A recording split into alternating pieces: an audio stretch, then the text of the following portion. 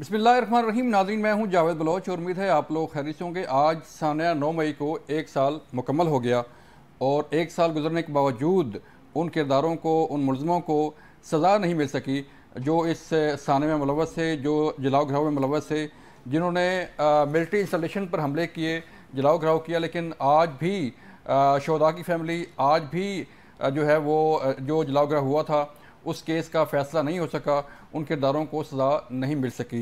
आज मुल्क भर में मुख्तलिफ इलाकों में रैलियाँ निकाली गई इस साने के ख़िलाफ़, इस अफसोस के लिए और इज़हार यकजहती के लिए पाक फ़ौज के साथ, मुसल्लह अफ़वाज के साथ। और आज एक और बड़ी अहम तकरीब भी जो है वो शहदा की फैमिलीज़ के एजाज़ में, और जिन लोगों ने अपनी जानें कुर्बान की हैं वतन के लिए, उनको जो है वो खराज अक़ीदत पेश करने के लिए एक इंतहाई अहम तकरीब भी मुनक़्क़द की गई, जिसके मेहमान ख़ुसूसी वज़ीर-ए-आज़म शहबाज शरीफ थे। उसमें भी जो उन्हें खराज तहसीन पेश किया गया, उन्हें खराज अक़ीदत पेश किया गया। और फिर आज एक अहम इजलास भी हुआ नाज़रीन, इजलास था काबीना का, और उस इजलास में वो रिपोर्ट पेश की गई जो निगरान हुकूमत के दौर में कमेटी बनाई गई थी। उस कमेटी ने अपनी रिपोर्ट पेश की रिगार्डिंग सानिया 9 मई। उस रिपोर्ट में जो है वो कहा गया है कि सानिया 9 मई में तहरीक इंसाफ बराह रास्त मुलव्वस है।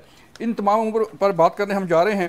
हमारे साथ मौजूद होंगे मुस्लिम लीग नून से इख्तियार वली साहब। आपका शुक्रिया सर हमें वक्त देने का। कादरमंदो खैर साहब हमें ज्वाइन कर रहे हैं पीपल पार्टी से, और बैरिस्टर तैमूर मलिक साहब जो हैं हमें ज्वाइन कर रहे हैं PTI से। आप सबका शुक्रिया हमें वक्त देने का। इख्तियार वली साहब, मैं आपकी तरफ आऊँगा सर। सबसे पहले मुझे बताइएगा सर कि आज 1 साल मुकम्मल हो गया है इस साने को, और 1 साल गुजरने के बावजूद जो है वो ना तो इन केसेस का फ़ैसला हो सका, और ना ही जो है वो फ़ैसला तो अल्दो फ़ैसले तो मुकम्मल हैं मिलिट्री कोर्ट्स में, तमाम केस का ट्रायल मुकम्मल हो चुका है, लेकिन फ़ैसले अनाउंस नहीं हुए। सज़ाएँ जो हैं वो अभी तक पेंडिंग हैं, सज़ाएँ नहीं मिल सकें।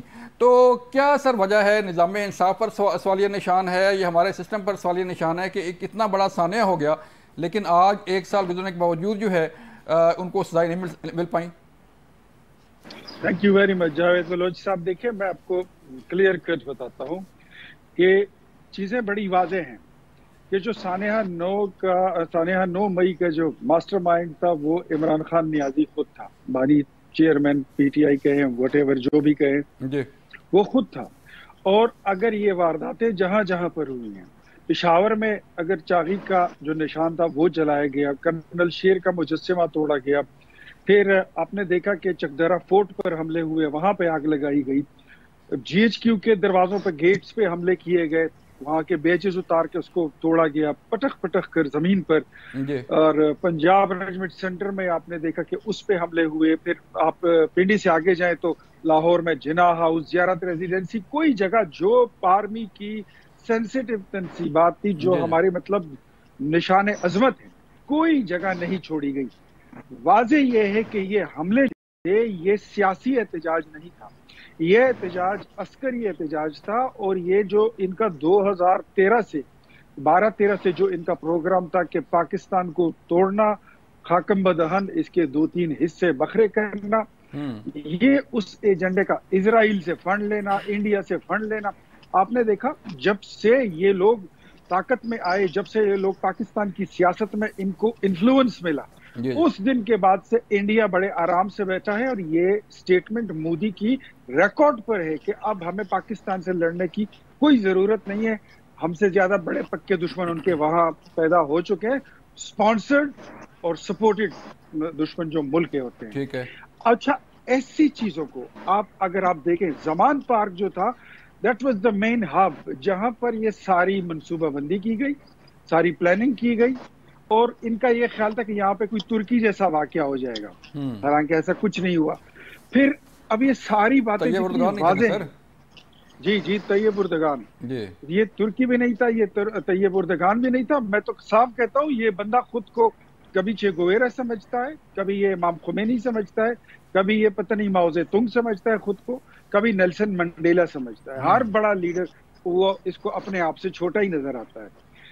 अब बात यह है कि इतनी वजाहतों के बाद और इतनी क्लियर पिक्चर के बाद अगर 1 साल बाद हम यहाँ पर बैठकर इन वाकयात और मामलात को और सानेहात को रो पीट रहे हैं, तो मेरे ख्याल में the only thing is administration का काम यह है, इंतजामिया का, कि वो FIR लॉन्च करे, जी वो मुस्तगीस बने, इस्तगासा लाए, और फिर अदलिया का काम है उसको ट्रायल करे, फेयर ट्रायल करे, और जिसकी जो सजा बनती है, सजा और जजा का काम ये फिर अदलिया का है। तो आई थिंक कि मैं आज ये बात कहने में हक बजानी हूँगा कि हमारी जो अदलिया है उसके जो प्रोसेस है, जो मामलात हैं, वो उसमें कई सवालिया निशान उठ रहे हैं। हमारा जो जस्टिस का निज़ाम है उसको मेरे ख्याल में उसकी नकाइज ख़त्म करने चाहिए और स्पीडी ट्रायल होकर ये मामलात, ये केसेस जल्द से जल्द मंतकी अंजाम तक पहुंचाए, ताकि आइंदा कोई फिर पाकिस्तान की तरफ और पाकिस्तान की बुनियादी असास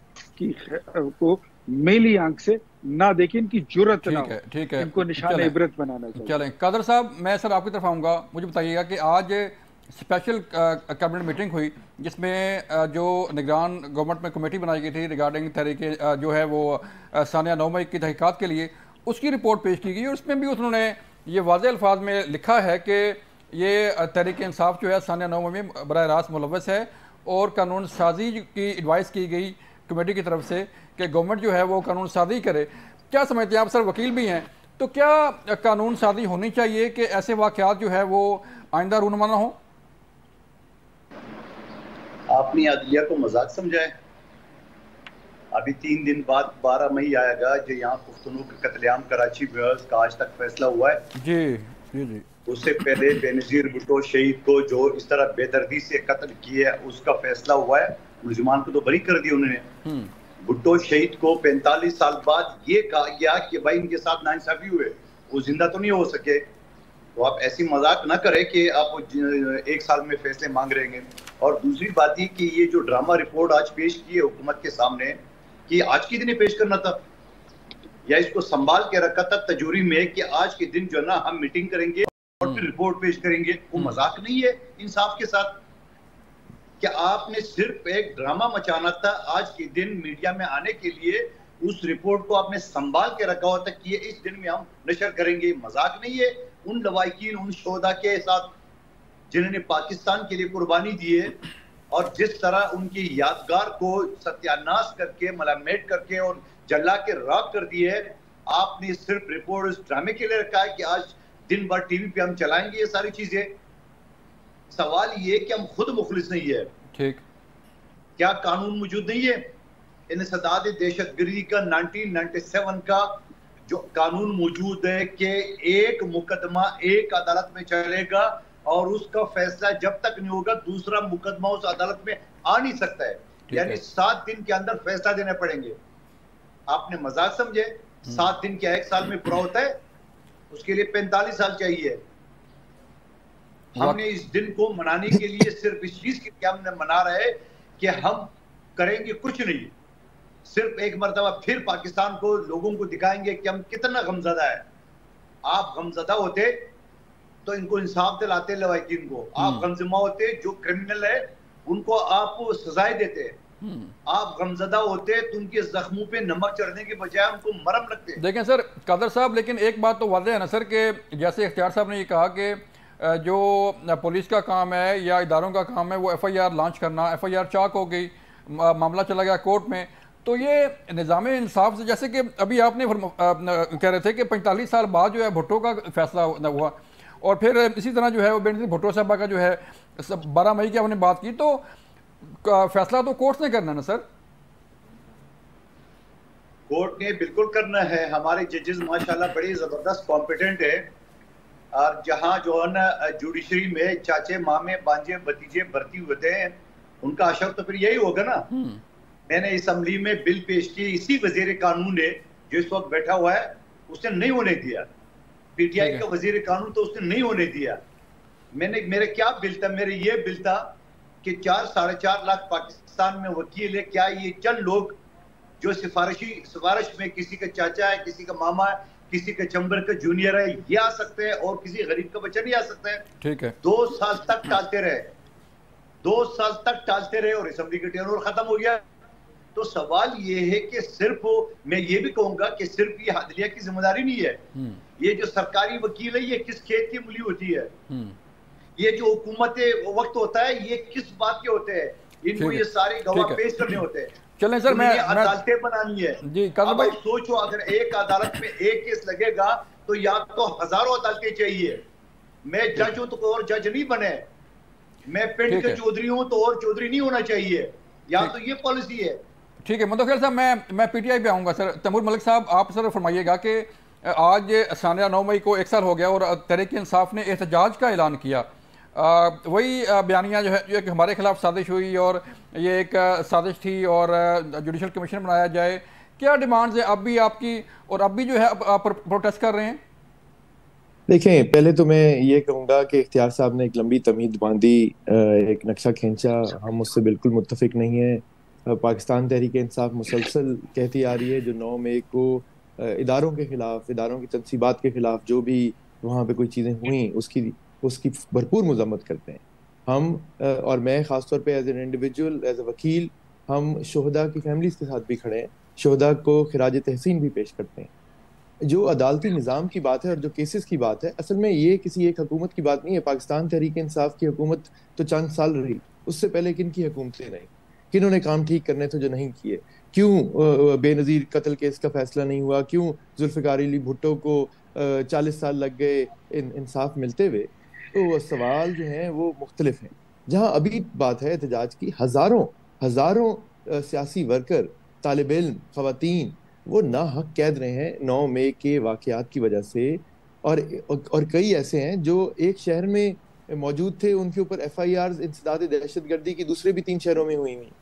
सो निज़ाम कैसे चलेगा जब आप इंसाफ के निज़ाम को चला नहीं सकेंगे सही तरह। केसेस जो हैं, अगर आप कोर्ट्स को ओवरबर्डन कर देंगे।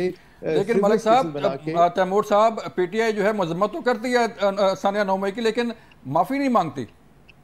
PTI ने क्या किया है? देखें, PTI ने, किसी इंडिविजुअल ने अगर कुछ किया है तो आप उसको बिल्कुल आप तफ्तीश करके उसको सजा दें। इसमें तो मैं भी इदारों के साथ खड़ा हूँगा, पूरे पाकिस्तान साथ खड़ा होगा, अदारों में अदलिया भी शामिल है। तो ये रवैया ठीक है सर, ये रवैया ठीक है, ये सर रवैया ठीक है? कैसे फरमाते हैं कि हमने तो अपने बाप से माफी नहीं मांगी तो किसी और से क्या मांगेंगे?